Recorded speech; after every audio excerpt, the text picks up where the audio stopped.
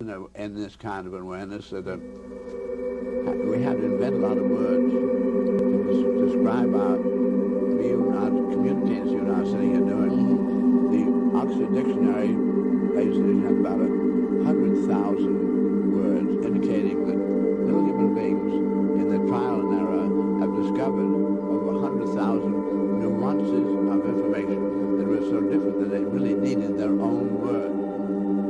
And that they've been able to agree on 100,000 words, knowing how difficult it is for human beings to come to an agreement that agree on 100,000 words, again seemed to be an incredible victory.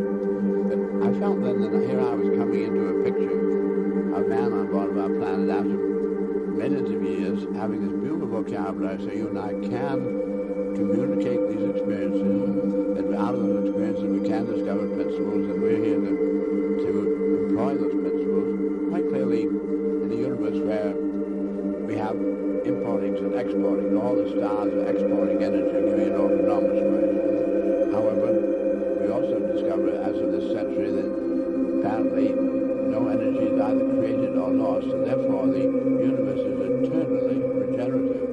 It's the only and the minimum perpetual motion invention. And to have such an extraordinary invention with all the permitted 92 chemical element behaviors and all the different frequencies associating, all the transformings that can go on, and always going on, never ceaselessly, and yet to have such an integrity that nothing gets lost. Very clearly then the exporting means that there must be importing places. But these stars are all visible to you and I because the energy they give off exporting. We would not be able to identify an importing center off in space because it wouldn't give off anything to be identified by unless we happen to bounce a signal off it. But it takes a minute before we get there and coming back. We're not really able to do much about it. But our own planet, we discover, is a place where the energies of the universe are being collected, where the sun radiation being pounded by the vegetations and the algae and converted by photosynthesis into beautiful, orderly molecular structure, making hydrocarbons out of disorderly receipts. Therefore, this quite clearly is a place where the biological are taking the energies, sorting them out, turning them into orderly structure, and burying them ever more deeply to call the fossil fuels. And we have, amongst all the biologicals, only the vegetation can do the impounding sun radiation. The mammals, such as you and I, have to then eat the vegetables or the algae or one of the fish that is grown from one of the other animals. And so we find then that we have the human beings, amongst all the biologicals, has the most extraordinary sorting capability, which is that of the bird.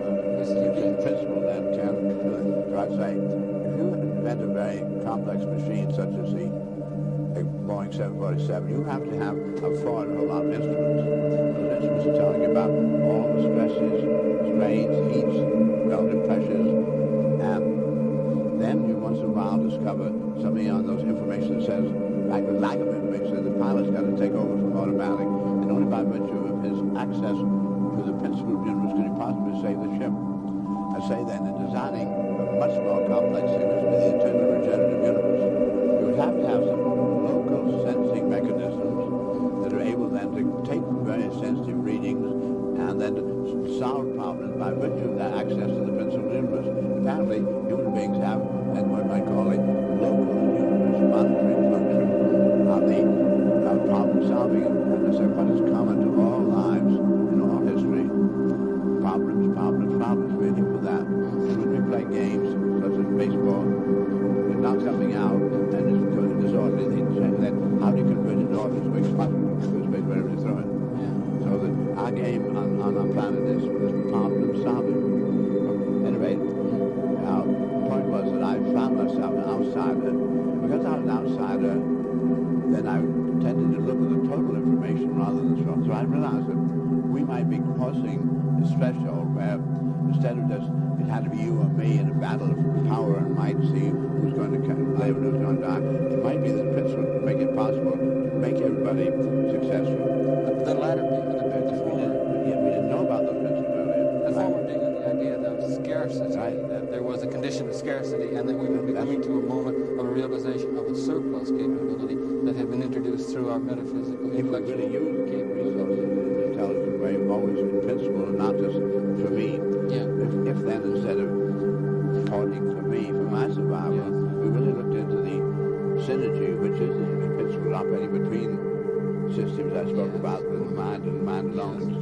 Where we discover these are behaviors of whole systems unpredicted by the behaviors of the part, like the gravity of the moon and Earth. So I can see that only if we really begin to operate together and employ those principles could we really possibly make man a success. And I began to look into that matter and saw that we did know how to fly and do a lot of these things very well, but we were assuming that there's not enough around, so we were doing only a tackling science for war, or how are you going to kill, see which one is going to survive. It's true. That's been the history of the human condition. It has been a condition of scarcity. Right. And it's you who has postulated I remember take particular reference to the article that was in the Life magazine in 1952, postulating a transference from the condition of scarcity, which had been characteristic of the human condition, to 1952 having arrived at, 43% coefficient between inhabitants and the world's population, and you're projecting a 20-odd year period to just about the time that we find ourselves in now, mid-1974, to when the planet would cross the 50% mark and there would be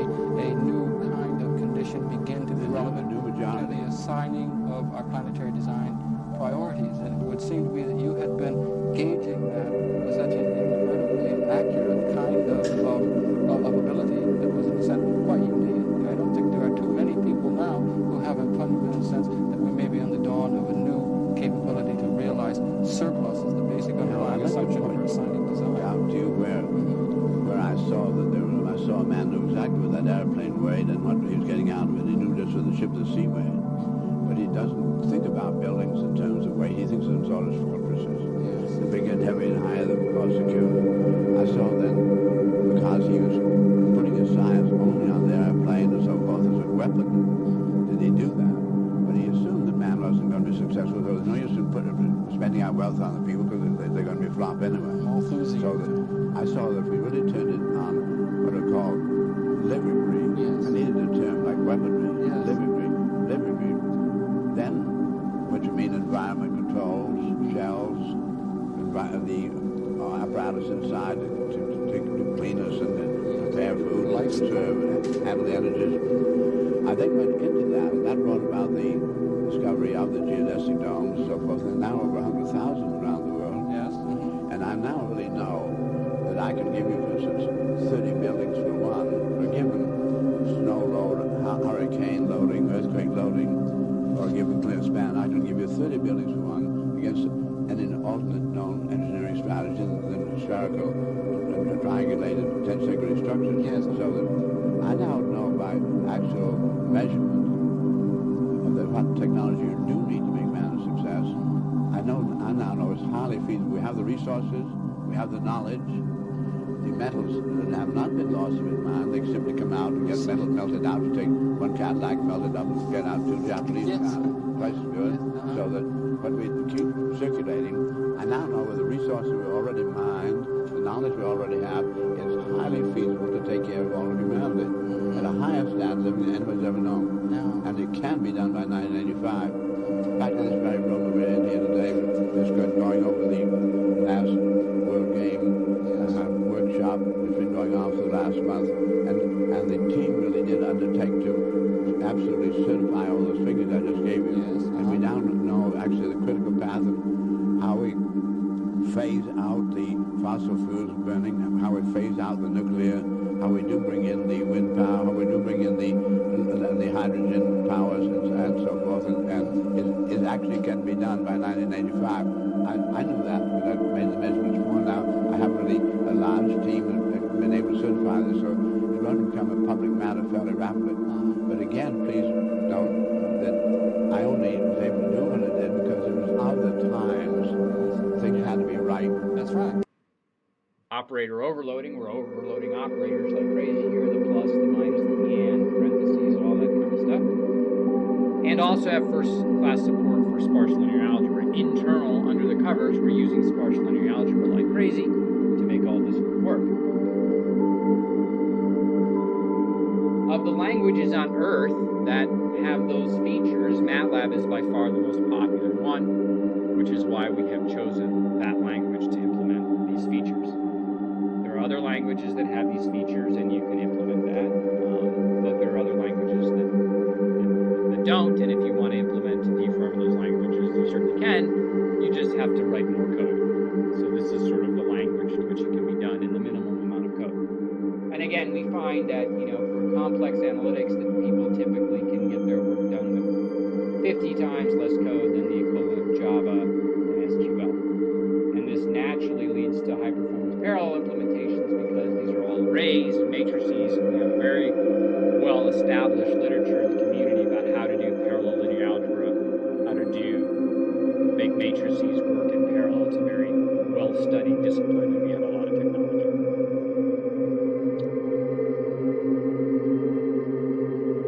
Just to remind people of how we actually store the data in our databases and how the data will often come out in our associative arrays, we use this exploded schema.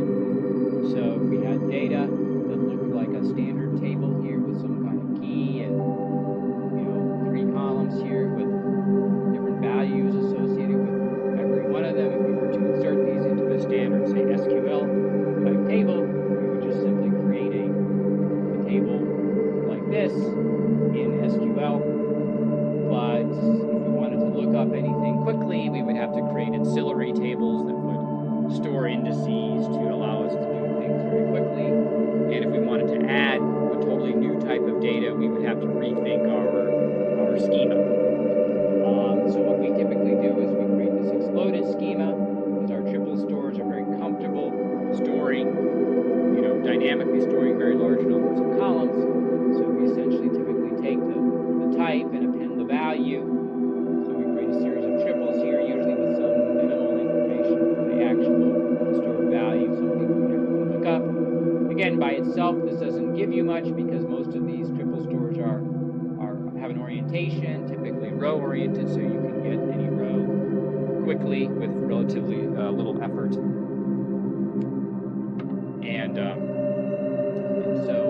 But what if we also store the transpose of that? We now create a table pair such that we can look up any row or column very quickly. And so essentially we've indexed all the data, and you can now do things very, very quickly. So that's a very powerful concept, and we exploit it all the time. And of course, this whole concept looks very much like an associative array. Mathematically, we can treat it as an associative array.